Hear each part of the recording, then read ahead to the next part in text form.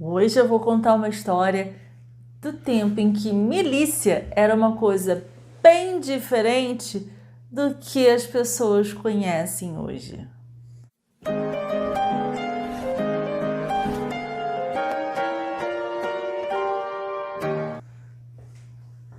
Olá, tudo bom? Meu nome é Carla Fernandes e sejam bem-vindos ao meu canal O Ler é um Prazer.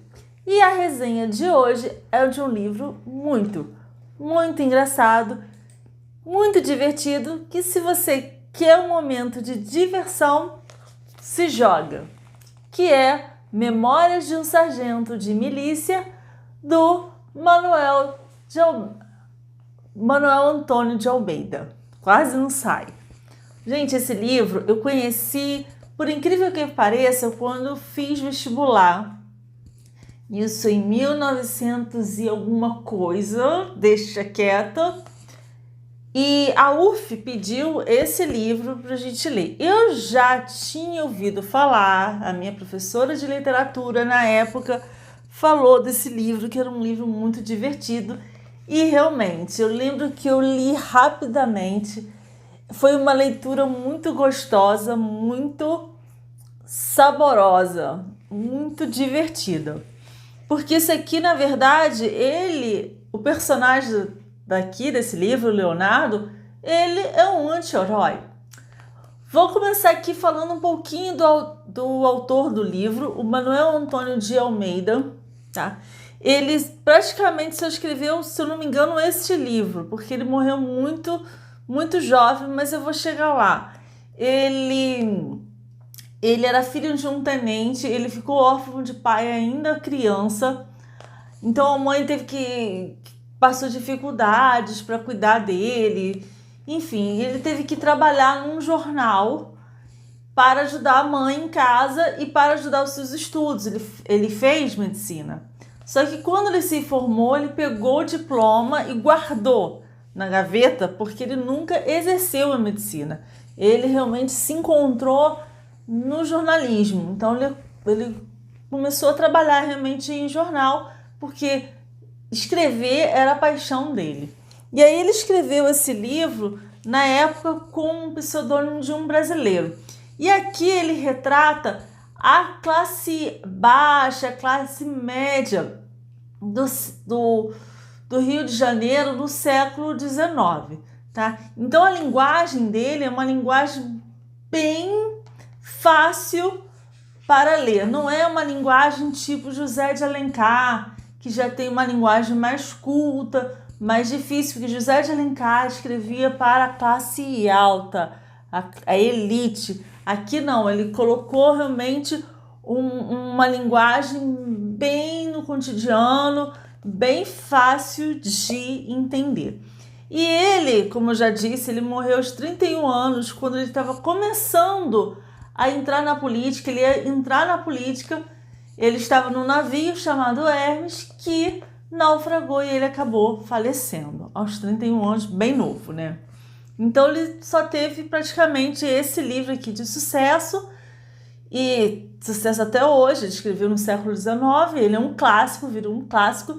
E ele, apesar de ter sido escrito no romantismo e ser considerado um livro do romantismo, ele já tem uma pegada do realismo, mas ele não é considerado um livro do realismo. Dá para entender? É meio confuso, mas é isso aí. Então, ele tem um jeito de livro do realismo, mas ele não chega a ser um livro do realismo. Então, a história começa no navio que sai de Portugal vindo para o Rio de Janeiro.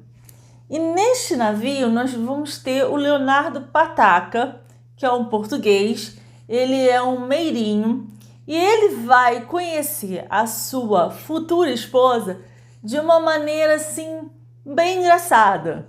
Eles estão no navio, ele pisa no pé dela e ela dá um beliscão de volta, e aí eles começam a se envolver e ela já desembarca grávida. Então logo eles vão morar juntos e vão criar a criança que vai nascer, que é o Leonardo, que é o filho e o personagem principal dessa história, né? O momento que essa história se passa é o momento do Brasil antes do Império. Seria mais ou menos o período da chegada da família real ao Brasil, então deve ser 1808 por aí. Então nós ainda não éramos império, nós não éramos ainda um país independente, um país mesmo, né? Ainda era assim, estava naquela fase de colônia ainda, mas com a família real aqui, então vamos dizer que a corte já estava aqui. Eu até brinco que foi a fase em que o Brasil, o Rio de Janeiro, foi a capital de Portugal. É mais ou menos isso. Então, quando o Leonardo vai crescendo, mas ele ainda é criança, né? Ele ainda era uma criança, o pai dele, que é o Leonardo Pataca, descobre que a esposa está dando umas puladas de cerca. E não era só com um, não, era com vários. E naquela meio da discussão e tal, ela acaba saindo de casa e ela realmente foge, ela volta para Portugal com um dos seus amantes, que era um capitão de um navio. O Leonardo Pataca, que era o pai, né, fica assim, com muita raiva. E quando ele olha o Leonardo, que era um menino, gente, muito levado, estava rasgando documentos importantes dele. Então, ele nervoso, o que ele faz? Ele joga o menino, manda o menino para fora, expulsa o menino por volta dos seus 7 anos de casa, tá? Amor, tá tudo certo?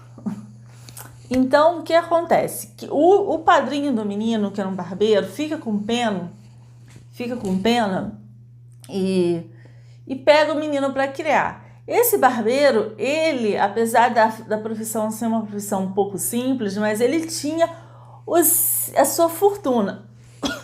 E essa fortuna era graças a uma coisa que ele fez no passado, quando ele era novo. Ele foi chamado para embarcar no navio, trabalhar como barbeiro. A gente sabe que os barbeiros naquela época trabalhavam, além de barbeiro, trabalhavam como médicos, como dentistas, que era tudo meio que a mesma coisa naquela época, né? Hoje em dia tá bem diferente. Eu posso falar porque eu sou dentista, né?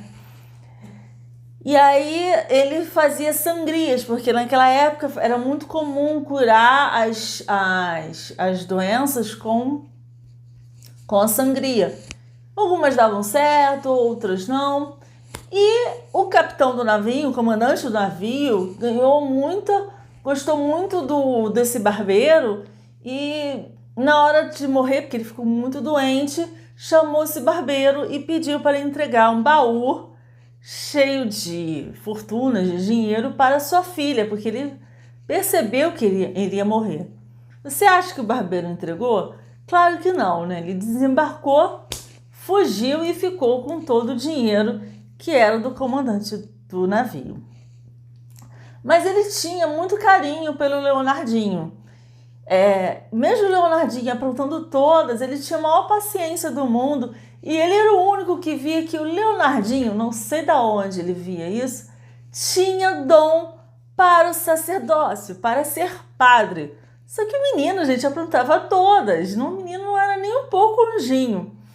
E chegou a botar o menino como coroinha da igreja. E lá na igreja ele aprontava todas. Chegou até a incendiar a roupa de uma mulher lá que ele não gostava. Enfim, aprontava todas.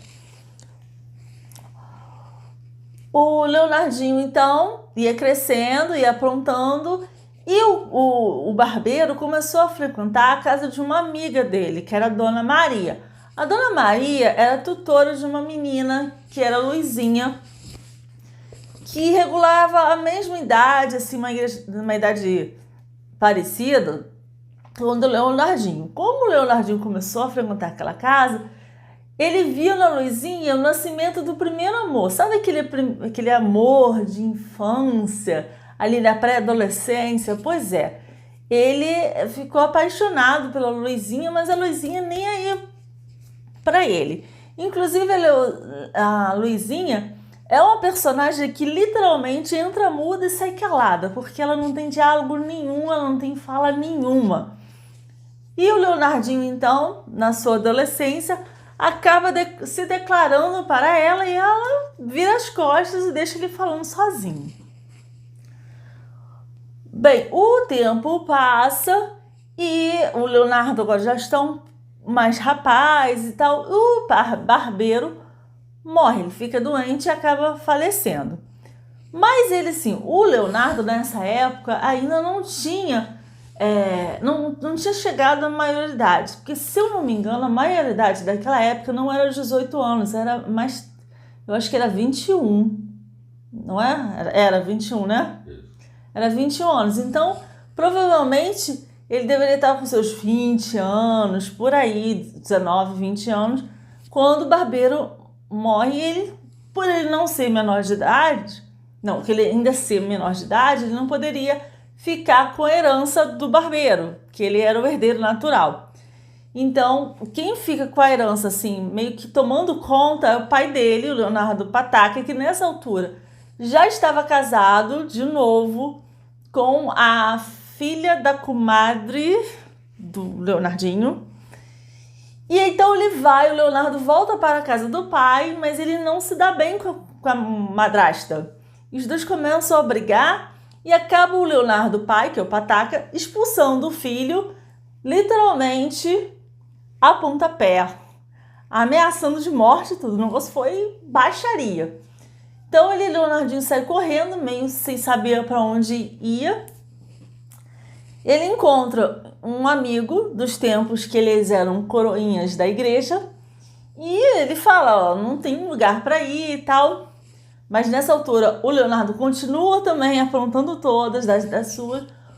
Esse amigo consegue uma casa para ele ficar, mas é uma casa que tem umas senhoras, que uma delas tem uma filha, que é a Vidinha, que é uma mulata, assim, meio fogosa, que gosta de tocar viola, gosta de música. E essa Vidinha também tem uns primos que são interessados nela, né? E aí eles começam a ficar com ciúmes da Vidinha com o Leonardo, porque começa a ter um clima ali entre a Vidinha e o Leonardo e tal. E eles vão denunciar, sério, gente, eles vão denunciar o Leonardo para a polícia por vadiagem, porque ele não trabalhava, não fazia nada. E sim, ele vai ser preso. Ele vai ser preso por um personagem bem interessante e bem importante na trama, que é o Major Vidigal. Quem era o Major Vidigal? Por incrível que pareça, eu fui dar uma pesquisada e esse Major Vidigal é o único personagem do livro Memórias Póstumas do Sargento de Milícia. Já estou confundindo com outro livro, um livro lá do Machado de Assis. Então, é que realmente existiu. Inclusive, o Morro do Vidigal, aqui no Rio de Janeiro, recebeu esse nome em homenagem a esse Major Vidigal. O Major Vidigal, aqui ele é retratado como a lei em pessoa. Ele é um policial que ele prende de acordo com o que ele acha que é certo ou errado. Ele julga e ele mantém a pessoa presa ou solta de acordo com o que ele acha. Então ele, vamos dizer, é a lei, é o todo-poderoso, é o Supremo Tribunal Federal da época, vamos dizer assim, que prende e solta quando assim julga certo, né? Então é a lei. E aí ele acaba sendo preso, mas o Major Vidigal começa a ter outros planos para a vida do Leonardo. Então o que ele faz? Ele coloca o Leonardo como um dos seus soldados. E você acha que vai dar certo? Claro que não. Claro que não. Olha o que o Leonardo faz na primeira batida policial, vamos dizer assim, que ele vai participar. O Major Vidigal estava querendo prender uma pessoa. E aí eles vão na festa que essa pessoa estava.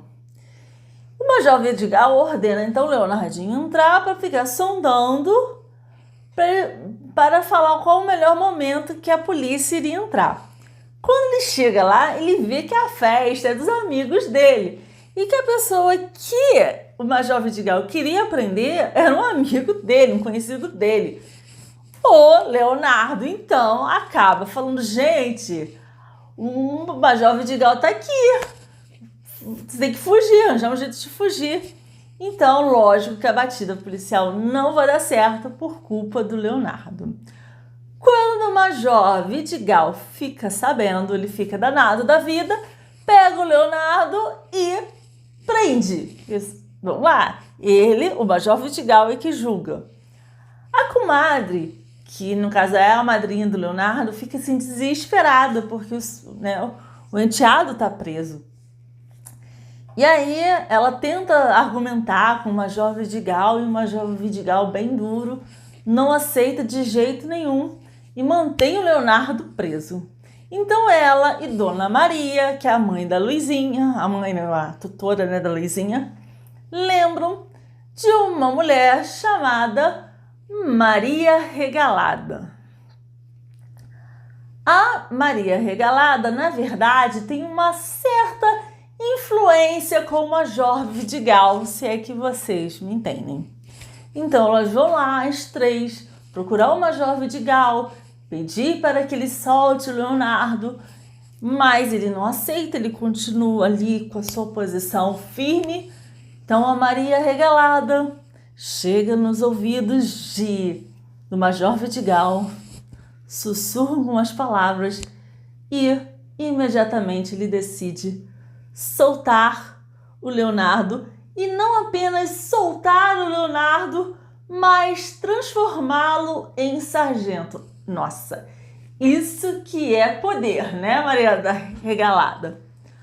Pois é, então tudo vai bem, até que o Leonardo encontra com a Luizinha. A Luizinha, nessa época, ela tá viúva, ela ficou viúva, tinha ficado viúva, porque ela casou com um cara que não prestava.